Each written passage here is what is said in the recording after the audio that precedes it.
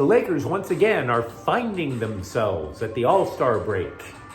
UCLA football retains one of their most important players, and Miller Moss surprisingly does not have the USC quarterback job locked up. Good morning, I'm James. This is your daily dose of sports and snark for the greatest sports city in the world, Los Angeles. This is the faithful Angelenos Morning Report. So it is February 16th, 2024. By the time you see this clip, I'm going to be flying back to St. Louis, and the plane is going to land in the snow. Yay for me. But you know what will warm the heart? Yes, talking LA sports. And if you'd like being in the know about LA, click the like button. Click the subscribe button. There's a notification bell. Hit that. It'll let you know we drop new content. Sharing is caring. Let people know we exist. And by all means, comment. Totally look forward to hearing from you. So before we go through the news and notes, a look at the scoreboard. And it was a great night for the Angelenos. For openers, Anjay Kopitar and Quentin Byfield score. The Kings win a nail-biter over in New Jersey, 2-1. UCLA basketball is now on a 6-game winning streak after defeating Colorado 64-60. Sebastian Mack led with 17 points. Now, I want to give you a side note.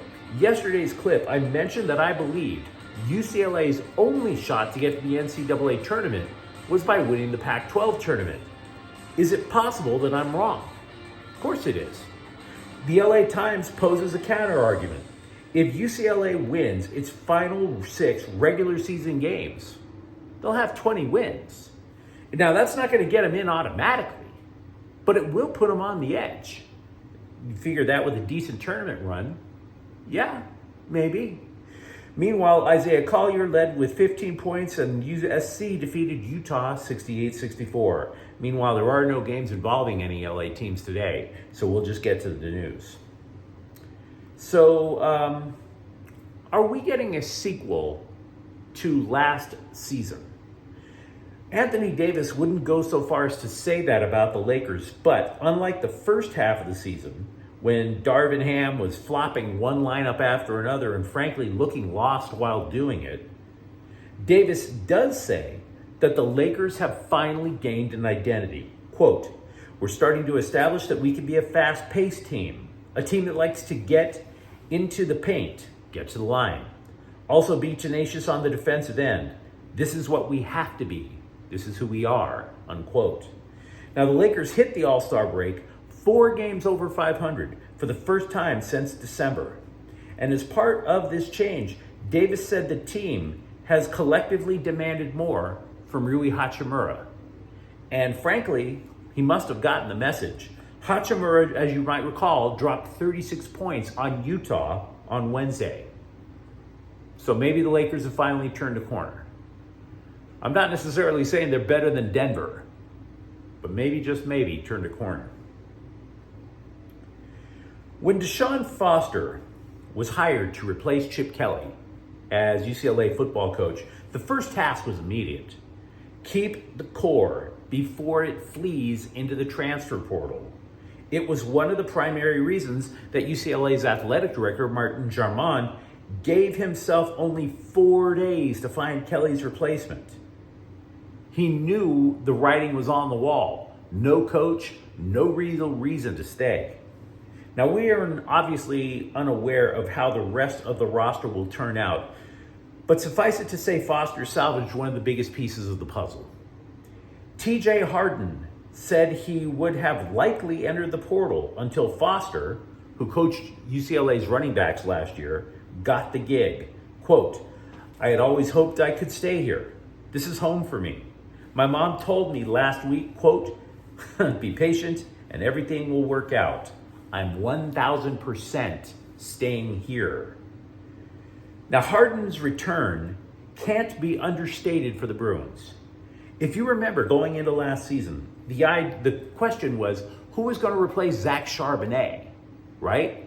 And the original answer was Carson Steele, the idea that they were the same type of back. Now, Steele didn't have a terrible year. I'm not trying to say that. But Harden, who was a freshman, matched Steele stride for stride. Now, Steele outrushed Harden, but it was by only 20 yards. Harden was the guy who scored more touchdowns.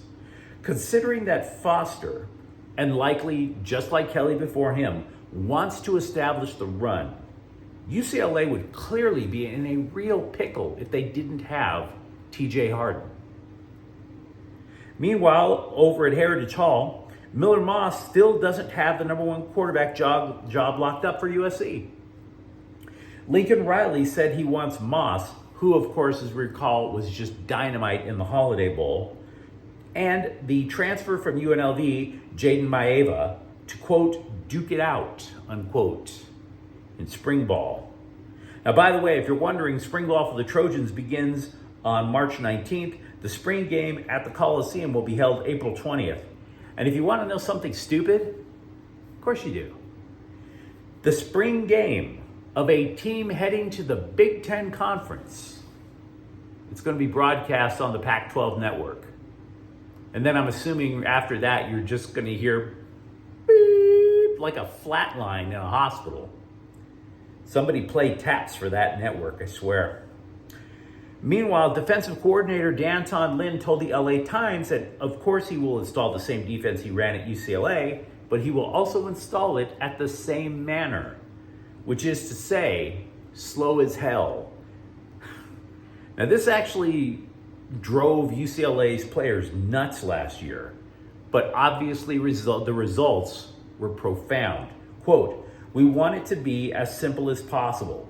We want to make a little look like a lot," unquote. Now, if I were to guess, it suggests to me that Lynn is going to stress fundamentals just repeatedly, just blast it into everybody's head. And it kind of reminds me in a sense of how the Rams opened training camp last year and the off-season training thing. Basically, Sean McVay, because he knew he was getting a lot of young people, just basically said, this is how we block, this is how we tackle, and just stuff that you would expect a professional or a major college player to know. But if we're honest with ourselves, USC was fundamentally terrible on defense. So this is a pretty good thing to hear. We heard that quite a bit about UCLA's defense last year, that the Bruins defense, they weren't trying to reinvent the wheel, unlike Alex Grinch's Speed D. The Bruins were just simply strong and fundamentally sound. And as a result, one of the nation's top defenses. So I would say there's a method to the madness. The Clippers' PJ Tucker told ESPN that he was trying to be traded. And after all, the man hadn't gotten off the bench since November. He wants to play. And for that, the NBA fined him $75,000. That dude is just getting screwed by every power tool in the Home Depot, I swear. This poor guy cannot catch a break. Respected veteran, nobody's saying that he's not playing hard. Nobody's saying that he's not practicing hard. The Clippers simply don't want to play him. And they're not going to cut him a break either. Not any step of the way. Victor Arvidsson made his season debut for the Kings on Thursday after undergoing back surgery in October. That was the second such procedure that he endured in about 18 months. And the Kings welcome it. They are a center-heavy lineup. Arvidsson is a capable winger. They need help on the wings to try to add diversification to the offense. But the Kings are firmly pressed against the cap. So in order to fit him on the roster, they placed both Blake Lizotte and Carl Grundstrom on long-term injured reserve, both players victims of the dastardly lower body injury. Oh, the humanity. Oh, the lower body injury. Now, to be fair, Lizotte actually is probably legitimately hurt. He hasn't played in about a month. And unlike what's going on with the Clippers, they would like to see Lizotte play. So I will say that's legit. I'm not saying I'm always right. Some of you guys have pointed out when I'm wrong, and I've owned up to it. True? It is nice to know when people agree with me, though. And by that I mean Chargers beat writer Daniel Popper of The Athletic believes that center is the biggest priority for the Chargers this offseason. Now, I'm not suggesting the Chargers blow a first-round pick on a center. There are two, according to Draft Nicks, there are two ready-made starting centers in the upcoming NFL draft. Both of them are expected to go in the second round. The Chargers are in position to get either one of those two centers. That would theoretically solve a lot of problems.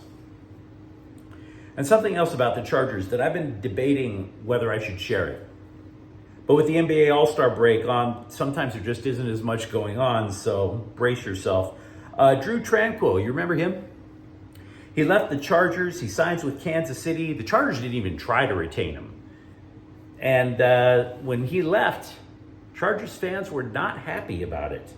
Called him a bunch of things. And of course, Tranquill, to be honest, he was really solid for the Bolts. But Brandon Staley wanted Eric Kendricks. Tranquill as a Charger, the record was just 31-35. Now he has a ring. So the dude obviously had the last laugh. And to twist the knife, he said being in Kansas City is way better than playing in LA. Now, of course, the entire quote, if you read it or hear it, makes him sound drunk as hell. The man said everything. He was babbling. Everything he did, everything short of spilling a Pabst Blue Ribbon down his chest hair and singing Taylor Swift songs. The guy was hammered. Bro, I'm cool with you getting a ring. I'm also cool with you saying that you didn't like being a Charger. You've got to maintain. Have a glass of water, sit in the back of the party, listen to some music, get some fresh air. And there's a few bushes over there if you need to throw up and then come back. You've got to maintain, Drew. Ease up on the Pabst Blue Ribbons. And by the way, I've been to Kansas City, by far the drunkest city I've ever been to in my entire life. Nobody pounds beers as hard and as fast. Don't drive the Kansas City streets at night is what I'm getting at. Oh, by the way, as for what the Athletic believes is the Rams' biggest need, the Rams reporter chose pass rusher. Now, she waffled between rusher and cornerback. And if it's a toss-up between those two, yeah, the Rams will go pass rusher. Their draft history suggests that they always take a boatload of corners in the mid to late rounds. So if you're going to spend a high draft pick, ignore all the mock drafts that claims they're going to go corner. They're going to try to get to the cornerback, or the quarterback, I should say. Pardon me, a little groggy about going to the airport. But you let me know what you think in the comments thread. Talk to me, for example, if you're feeling a sense of optimism about the Lakers now. Talk to me about UCLA football keeping its running game intact. Or for that matter, are you shocked Miller Moss doesn't have his job locked up yet? If you enjoyed the content, don't forget to subscribe to Faithful Angelenos. We're talking LA sports every single day. Thank you for watching. I'm James. We'll be back tomorrow. Faithful Angelenos is a Kian Corte El Queso production. Take care.